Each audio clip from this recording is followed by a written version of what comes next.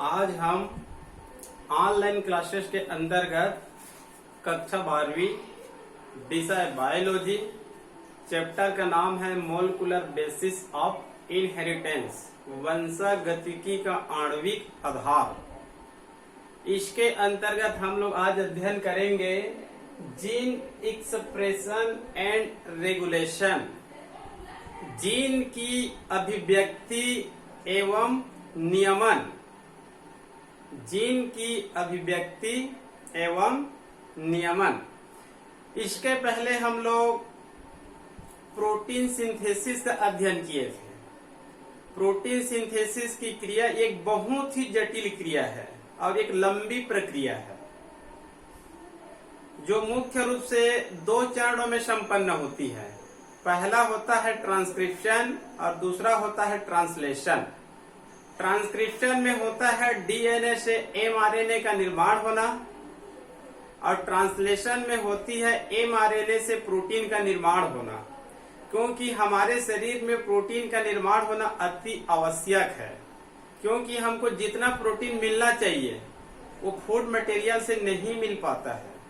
तो हमको कहना चाहिए अति आवश्यक अमीनो एसिड प्रोटीन सिंथेसिस के रूप में प्राप्त होता है और ये कार्य किससे होता है? जीन से होता है। जेनेटिक कोड को भी याद रख लेंगे, यूसीएजी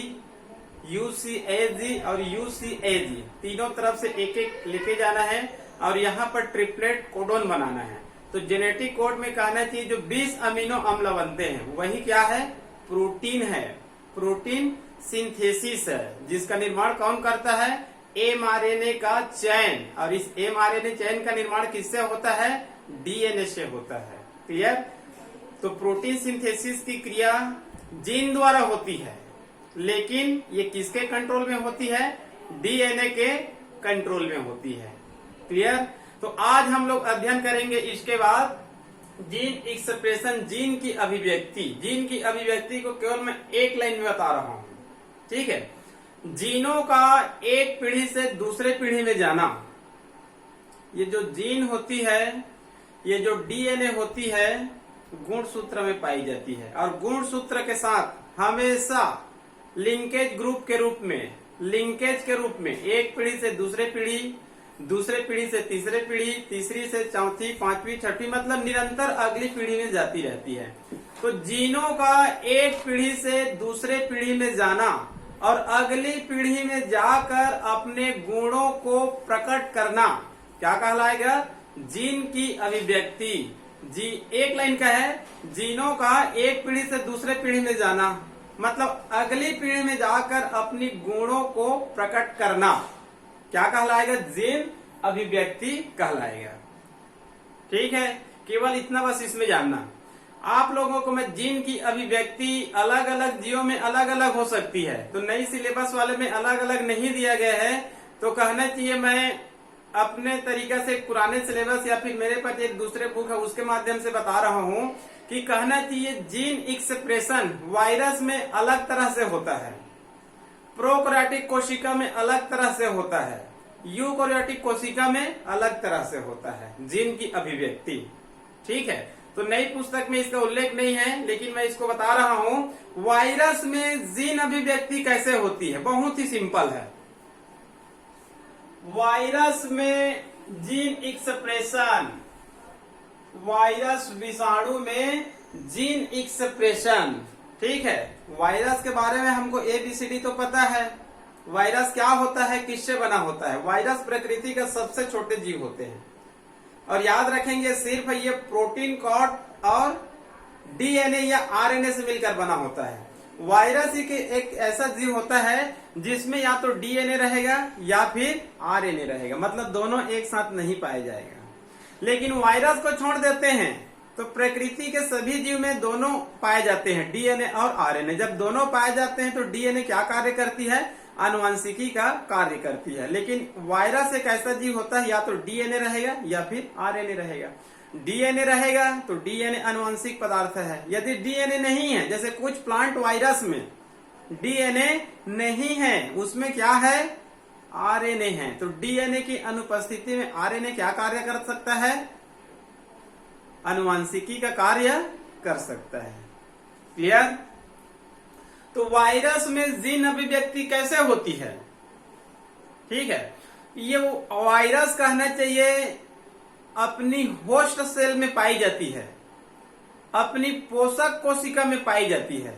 मान लो कहना चाहिए ये जो वायरस है इनकी जो अनुवांशिकी पदार्थ है, ये जो वायरस है इनकी जो अनुवांशिकी पदार्थ है, चाहे डीएनए हो चाहे आरएनए हो, कुल मिलाकर इनका जो अनुवांशिकी पदार्थ है ये कहना चाहिए जब ये होस्ट सेल में पाई जाती है तब होस्ट सेल की बायोकेमिकल एक्टिविटी मतलब जैव रासायनिक क्रिया को क्या कर देती है? अपने होस्ट सेल की प्रभावित कर देती है और प्रोटीन सिंथेसिस का कार्य करती है। मतलब ये जिस होस्ट सेल में पाई जाती है उस होस्ट सेल की कहना चाहिए जैव रासायनिक क्रियाओं को प्रभावित करके अपना क्या कार्य करती है?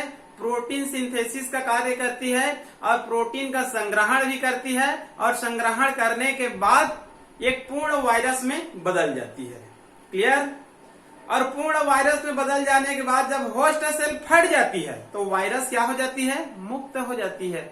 मतलब वायरस में जीन एक्सप्रेशन किसके माध्यम से हो रहा है? होस्ट सेल के माध्यम से हो रहा है। क्लियर? जैसे सामान्य रूप से कहना चाहिए ये मान लो कहना चाहिए एक होस्ट है, कोशिका है, होस्ट सेल जिसमें पाई जाती है। मान लो कहना चाहिए ये वायरस है, ठीक है, ये वायरस कहना ये होस्ट सेल है, ठीक है, ये होस्ट सेल है और ये क्या है? वायरस है। ये वायरस इस होस्ट सेल में पाई जाती है और यहाँ पर क्या कार्य करती है? प्रोटीन सिंथेसिस का कार्य करती है। और किसका निर्माण करती है? प्रोटीन का निर्माण करती है। लगातार प्रोटीन सिंथेसिस होगा, प्रोटीन की मात्रा क्या होती जाती है? बढ़ती जाती है। फिर ये प्रोटीन ही किस में बदल जाती है? वायरस में बदल जाती है। और जब ये होस्ट कोशिका फट जाती है तो ये कहना चाहिए ये जो वायरस है ये क्या हो जाती है? मुक्त हो जाती है। इस प्रकार से वायरस में जीन अभिव्यक्ति किसके माध्यम से होती है? होस्ट सेल के माध्यम से होती है। क्लियर? कई बार कहना चाहिए यहीं से एक क्वेश्चन पूछा जाता है नीट वगैरह में, रिवर्स ट्रांसक्रिप्शन, आपको और भी इसको बताया हूं मैं, ठीक है, रिट्रोवायरस या रिवर्स ट्रांसक्रिप्शन। तो टेमिन और बाल्टीमोर नामक साइंटिस्ट ने 1975 में बताया कि कुछ आरएनए होती है जो डीएनए का क्या कर सकता है? निर्माण कर सकता है। हम लोग प्रोटीन सिंथेसिस में पढ़े थे कि ट्रांसक्रिप्शन में डीएनए से एमआरएनए का निर्माण होता है, ठीक है, लेकिन टेमिन और बाल्टीमोर नामक साइंटिस्ट ने यह बताया कि कुछ वायरस आरएनए होते हैं और वो रिवर्स ट्रांसक्रिप्शन के माध्यम से आरएनए से डीएनए का निर्माण कर सकता है। तब इसको क्या कहा जाता है? Reverse transcription. रिवर्स ट्रांसक्रिप्शन इनकी खोज टेमिन एवं बाल्टीमोर ने किया था, जिसके कारण इन दोनों को नोबेल पुरस्कार भी मिला था। क्लियर? और ऐसे वायरस जो आरएनए से डीएनए का निर्माण कर सकता है, ऐसे वायरस को क्या कहा गया है? रिट्रोवायरस। आपको पहले ही बताया हूं, एड्स वायरस और कैंसर वायरस। एड्स वायरस और कैंसर वायरस ये आरएनए डबल एसएस होते हैं, सिंगल स्ट्रैंड, और इसी में क्षमता पाई जाती है कि ये आरएनए से किसका निर्माण कर सके? ये डीएनए का निर्माण कर सके। क्लियर? तो वायरस में कहना चाहिए जीन एक्सप्रेशन होस्ट सेल के माध्यम से होगा। क्लियर?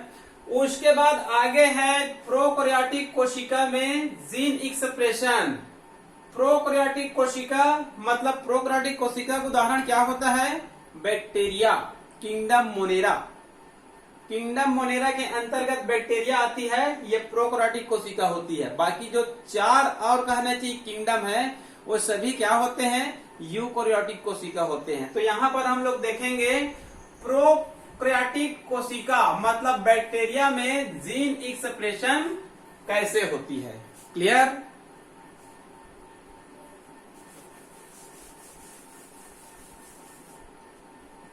देखिए,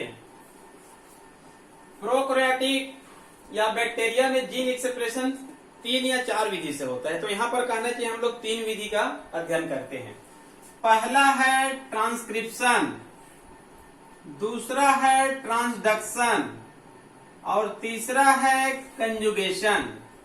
3 विधि का अध्ययन करेंगे, ठीक है। पहला है ट्रांसफॉर्मेशन और दूसरा है ट्रांसडक्शन और तीसरा है कंजुगेशन, ठीक है। इसके बारे में आप लोग को थोड़ा सा एक्स्ट्रा जानकारी दे रहा हूं मैं, जैसे कि 11वीं में कहना चाहिए बैक्टीरियोलॉजी है, बैक्टीरिया का अध्ययन है, ठीक है। तो बैक्टीरिया का अध्ययन किया गया तो बाद में यह बताया गया कि जीवाणु में, बैक्टीरिया में सेक्सुअल रिप्रोडक्शन नहीं होता है, ठीक है। लेकिन बाद के वैज्ञानिकों ने 1900 के बाद वैज्ञानिकों ने बताया कि जीवाणु में भी क्या होता है, सेक्सुअल रिप्रोडक्शन होता है, क्लियर। और कहना चाहिए इस ट्रांसफॉर्मेशन का खोज किया गया ग्रिफिथ नामक साइंटिस्ट ने। 12वीं में भी हम लोग इसको पढ़े थे 5वें चैप्टर में। डीएनए एक आनुवांशिक पदार्थ है। डीएनए क्या है, ये आनुवांशिक पदार्थ है। इसके प्रमाण दिए गए थे।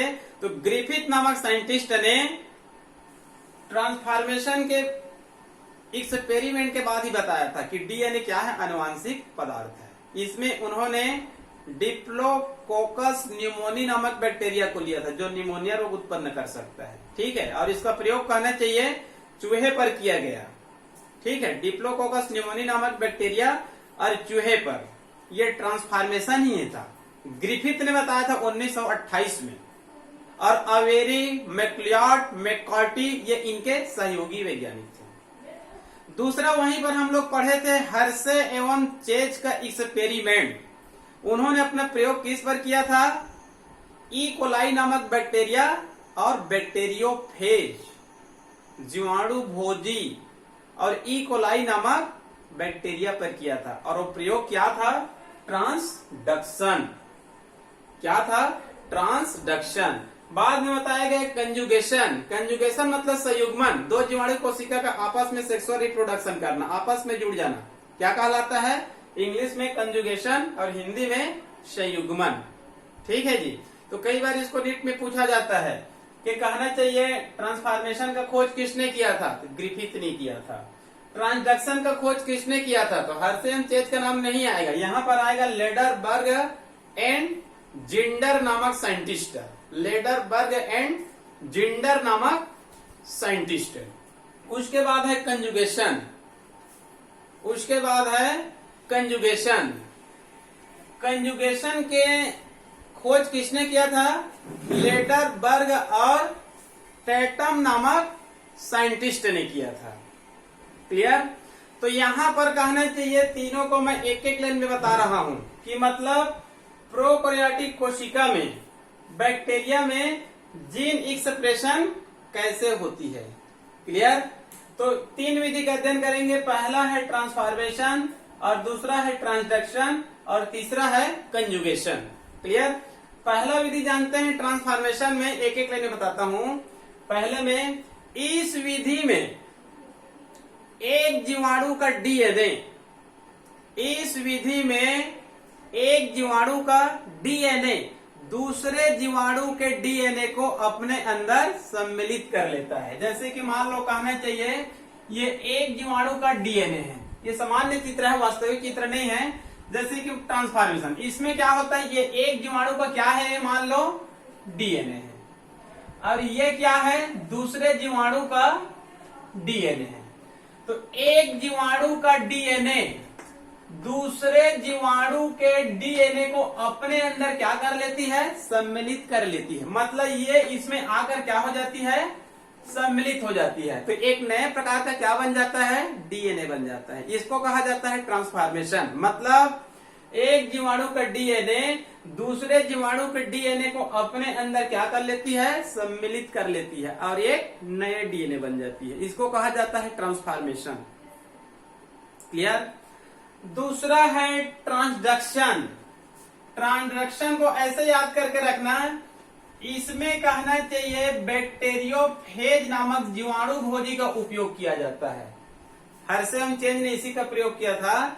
इसमें कहना चाहिए बैक्टीरियोफेज जीवाणु भोजी, जीवाणु को भोजन के रूप में ग्रहण करने वाला, इसमें बैक्टीरियोफेज नामक जीवाणु भोजी का उपयोग किया जाता है। और इसी के माध्यम से जो डीएनए होता है, उसका क्या किया जाता है, स्थानांतरण किया जाता है।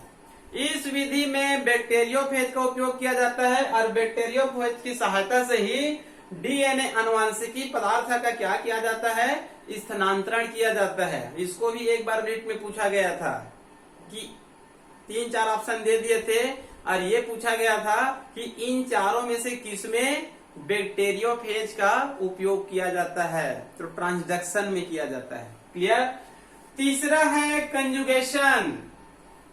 तीसरा है कंजुगेशन। कंजुगेशन मतलब संयुग्मन, मतलब आपस में संयुग्मित हो जाना। दोनों अलग है, दोनों युग्मित हो जाती है, संयुग्मित हो जाती है, जुड़ जाती है, तब इसको हम लोग बोलते हैं कंजुगेशन। तो इस विधि में क्या होता है, मान लो ये एक जीवाणु कोशिका है और ये एक जीवाणु कोशिका है, ठीक है। इस विधि में दो जीवाणु कोशिका आपस में क्या हो जाती है, चिपक जाती है, और जब चिपकती है तब उसी को क्या बोलेंगे, कंजुगेशन।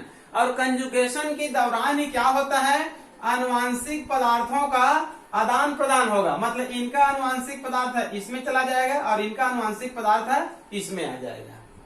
तो कंजुगेशन के दौरान ही दोनों में आनुवांशिक पदार्थों का क्या होगा, एक्सचेंज होगा, आदान प्रदान होगा, और एक नए लक्षण की क्या होती है, उत्पत्ति होती है। क्योंकि सेक्सुअल रिप्रोडक्शन होता है तो दो आनुवांशिक पदार्थों का आदान प्रदान होता है, जीन विनिमय होता है, ठीक है। तो इसमें नए लक्षण की क्या होती है, उत्पत्ति होती है। तो इस प्रकार से बैक्टीरिया में 3 विधि से क्या हो सकता है, जीन एक्सप्रेशन होता है।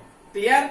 आगे कंक्लूजन करके लिखा रहता है, निष्कर्ष करके लिखा रहता है कि इस बैक्टीरिया में, इस प्रोकैरियोटिक में चाहे कोई भी विधि से जीन एक्सप्रेशन हो, चाहे कोई भी विधि से ये आनुवांशिक पदार्थ डीएनए एक पीढ़ी से दूसरे पीढ़ी में जाता हो, लेकिन कुल मिलाकर ये अब स्पष्ट हो चुका है बीडल एवं टिटम के प्रयोग से कि हमारे शरीर में, बैक्टीरिया के शरीर में, किसी के भी शरीर में आनुवांशिक गुणों का नियंत्रण कौन करता है, जीन करता है। और किसके माध्यम से करता है, प्रोटीन सिंथेसिस, मतलब एंजाइम सिंथेसिस के माध्यम से कंट्रोल करता है। मतलब ये आनुवांशिक पदार्थ है, एक पीढ़ी से दूसरे पीढ़ी में कोई भी विधि से जाए, जीन एक्सप्रेशन कोई भी विधि से हो, लेकिन अब ये पूरी तरह से स्पष्ट हो चुका है कि हमारे शरीर में ही नहीं, प्रत्येक के शरीर में आनुवांशिक गुणों का नियंत्रण किससे होगा, जीन द्वारा होगा।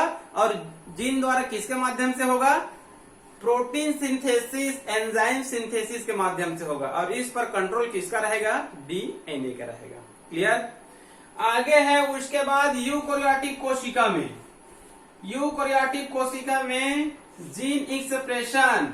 तो यूकेरियोटिक कोशिका में कैसे होती है उसका अध्ययन हम लोग नहीं करेंगे, क्योंकि इसके पहले हम लोग जो 5, 7, 8 पीरियड पढ़े हैं वो सब कहने थे यूकेरियोटिक कोशिका की अध्ययन किए। मतलब यूकेरियोटिक कोशिका में हमको कहना चाहिए जीन एक्सप्रेशन जानना है तो जो संपूर्ण डीएनए का अध्ययन किए हैं, संपूर्ण डीएनए का अध्ययन किए कि डीएनए है क्या चीज, ये किस पदार्थ से मिलकर बना होता है, डीएनए का प्रकार क्या होता है, डीएनए का रेप्लिकेशन कैसे होता है, डीएनए से एमआरएनए कैसे बनता है ट्रांसक्रिप्शन से, फिर ट्रांसलेशन से प्रोटीन का निर्माण कैसे होता है। तो यहाँ पर कहना चाहिए हम लोग जो 7-8 पीरियड पढ़े हैं वही क्या है, यूकेरियोटिक कोशिका में जीन एक्सप्रेशन है, जीन की अभिव्यक्ति। क्लियर। ये संभवतः नई पुस्तक में शायद नहीं होगा, लेकिन पुरानी पुस्तक में था। एक और मैं जो पुस्तक पढ़ता हूँ उसमें भी है, तो इसको भी आप लोगों को याद करके रखना है, ठीक है। कभी भी कहीं से भी आ सकता है, क्योंकि कहने चाहिए हेडिंग तो वही है, जीन एक्सप्रेशन, जीन की अभिव्यक्ति। तो वायरस में अलग अभिव्यक्ति होगा, प्रोकैरियोटिक बैक्टीरिया में अलग अभिव्यक्ति होगा, यूकेरियोटिक कोशिका में अलग अभिव्यक्ति होगा। क्लियर। और आप लोग को कुछ मैं जानकारी दे रहा हूं, जैसे कि इतना अध्ययन करने के बाद एक प्रसिद्ध सिद्धांत है। इस प्रसिद्ध सिद्धांत को शायद नई पुस्तक में नहीं होगा या फिर हो भी सकता है, ठीक है। एक जीन एक एंजाइम, ये बहुत ही प्रसिद्ध सिद्धांत है। एक जीन एक एंजाइम, एक जीन एक एंजाइम सिद्धांत, ये क्या कहता है, इसको आप लोग 1-2 बार मन में मनन करिए तो आपको उत्तर ऑटोमेटिक मिल जाएगा। एक जीन एक एंजाइम, एक जीन एक एंजाइम सिद्धांत। क्लियर? इसको किसने दिया था? बीडल एवं टैटम नामक साइंटिस्ट ने। एक जीन एक एंजाइम सिद्धांत किसने दिया था? बीडल एवं टैटम नामक साइंटिस्ट ने दिया था और 1941 में दिया था। 1941 में दिया था और इन्होंने अपना प्रयोग किस जीव पर किए थे?